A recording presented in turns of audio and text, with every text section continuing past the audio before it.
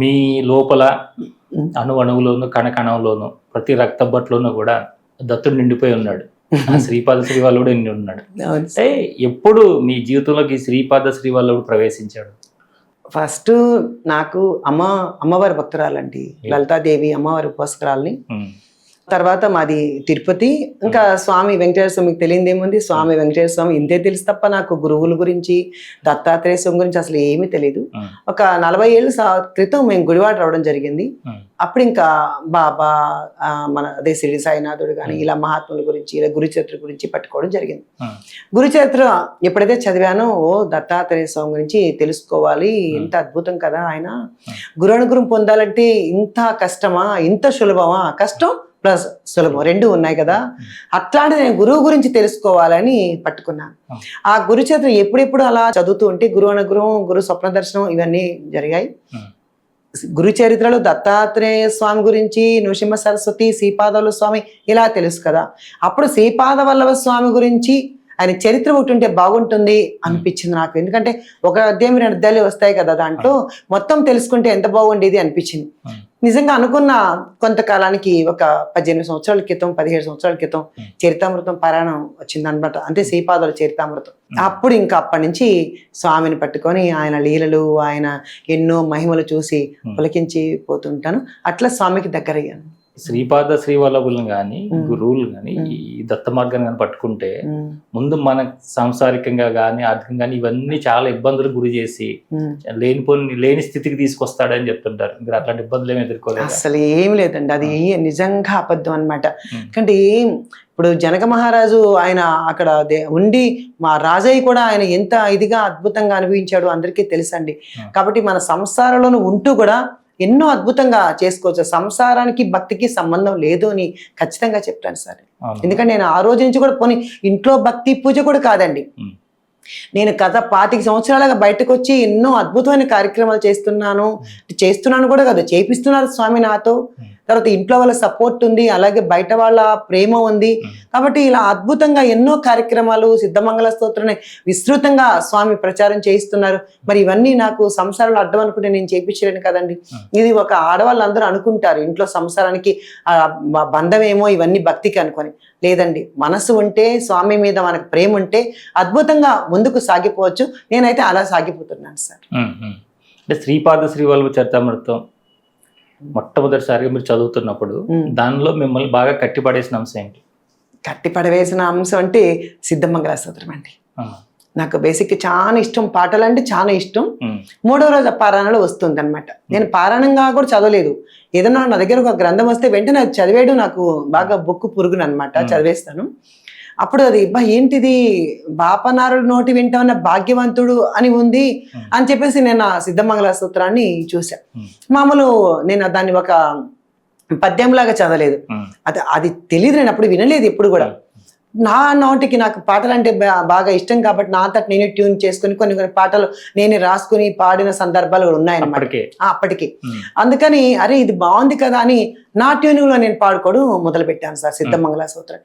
అలా ఆ గ్రంథం అంతా అయిపోయిన తర్వాత దాన్ని నేను రోజు కూడా పారాయణ చేసుకోవాలి, అంటే చదవాలి అనిపించింది. ఎందుకంటే నాకు దానిలో బాగా నచ్చిన మాట, జయ విజయీ భవ దిగ్విజయీ భవ శ్రీమద అఖండ శ్రీ విజయ భవ. ఎంత బాగుంది కదా అని చెప్పి నాకు అది బాగా ఆకట్టుకుంది.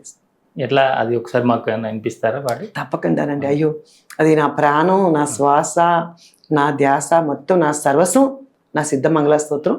నా శ్వాస ఉన్నంత వరకు కూడా నా సిద్ధమంగళ స్తోత్రమే నా జీవితం, నా ఆయుధం కూడా. మళ్ళీ మరు జన్మ ఉంటే కూడా నేను సిద్ధమంగళ స్తోత్రాన్ని దాన్నే ప్రచారం చేయడానికి మళ్ళీ భూమి మీద కూడా వస్తానండి. అంత నాకు ఇష్టం, శక్తివంతమైంది. ఎంతో మంది అవధూతలను కలుసుకునే అదృష్టం ఈరోజు నాకు కలిగిందంటే కేవలం గురు అనుగ్రహం మూలాన, సిద్ధమంగళ స్తోత్రం మూలాన. అది నేను ఏదో అనుకున్నాను ఫలశ్రుతిలో, ఇది చదివిన చోట సిద్ధులు అదృశ్య రూపంలో ఉంటారు, మహాత్ములు వచ్చి దీవిస్తారు, అలాగే స్పర్శ హస్త కరా దర్శనం మనకు కలుగుతుందంటే అందరూ ఇలా రాస్తారులే అనుకున్నానండి. కాదు, అనుకోవడం వేరు, అనుభవించడం వేరు కదా అని దాంట్లో అద్భుతంగా అనుభవించి నేనే కాదు ఇది అందరికీ అందాలని నేను రావడం జరిగింది సార్ ఇంట్లో నుంచి బయటికి. అంటే మీరు అడిగారు, మీకోసం ఒకసారి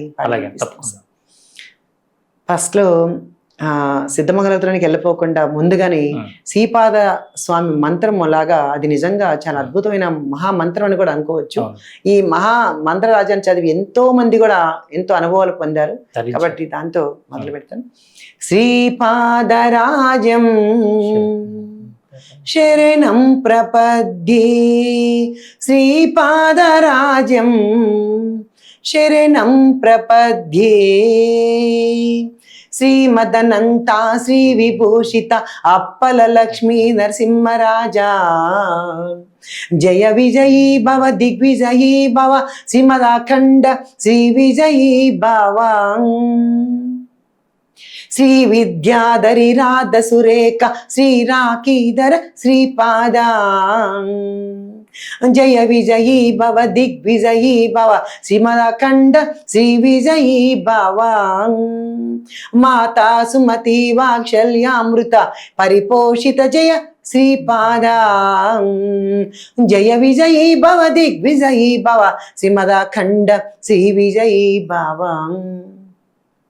సత్య ఋషీశ్వర దుహితానందన పాపనార్యనుత శ్రీచరణ, జయ విజయీ భవ దిగ్విజయీ భవ, శ్రీమదాఖండ శ్రీ విజయీ భవ, సవితృకాటక చయన పుణ్యఫల భరద్వాజ ఋషి గోత్ర సంభవా, జయ విజయీ భవ దిగ్విజయీ భవ, శ్రీమదాఖండ శ్రీ విజయీ భవ, దో చౌపాతి దేవ్ లక్ష్మీ గణ సంఖ్యా బోధిత శ్రీచరణ, జయ విజయీ భవ దిగ్విజయీ భవ, శ్రీమదాఖండ శ్రీ విజయీ భవ, పుణ్యరూపిణి రాజమాంబసుత గర్భ పుణ్యఫల సంజాత, జయ విజయీ భవ దిగ్విజయీ భవ, శ్రీమదాఖండ శ్రీ విజయీ భవ, సుమతి నందన నరహరి నందన దత్తదేవ ప్రభు శ్రీపాద, జయ విజయీ భవ దిగ్విజయీ భవ,